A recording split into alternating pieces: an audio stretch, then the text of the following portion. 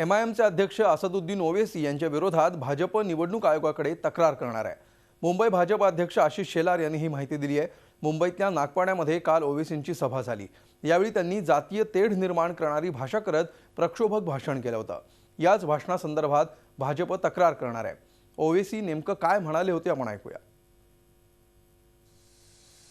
हिंदुस्तान के वजीर आजम मुंबई को आए थे और छत्रपति शिवाजी बादशाह के ताल्लुक से बहुत बातें की।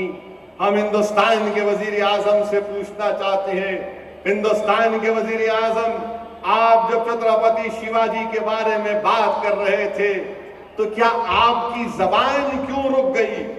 आप ये क्यों नहीं कह दिए कि शिवाजी के साथ जो आगरा की जेल में जिस शख्स का नाम था, एक शख्स का नाम था मदारी मेहतर। ये मदारी मेहतर कौन था? ये मदारी मेहतर मुसलमान था, याद रखो, जिसने छत्रपति शिवाजी के लिए अपनी जान को कुर्बान कर दिया और शिवाजी से कहा कि आप आगरा के किला से चले जाइए। हमारे हिंदुस्तान के वजीर आजम इसका जिक्र नहीं करते। मला वाटतं की कोर्टाची ऑर्डर ही अतिशय योग्य आहे। भारतीय जनता पार्टीचा नारा तर स्पष्ट आहे, सबका साथ सबका विकास, आणि त्यामुळे चिंता करायला लागेल ती अन्य पक्षांना।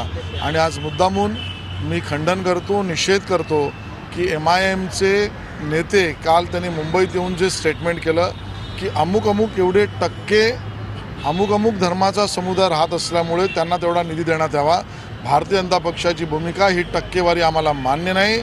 बरे महानगरपालिकेच्या कामातली टक्केवारी आम्हाला मान्य नाही, आणि जातीभेद आणि धर्माच्या आधारावर MIMने जी टक्केवारी मांडली त्यांना 0% मतं मिळतील, आणि आम्ही त्याचा निषेध करतो। आणि वेळ पडल्यास त्याबद्दल निवडणूक आयोगाकडे आम्ही स्वतः भारतीय जनता पक्षातर्फे तक्रार दाखल करणार।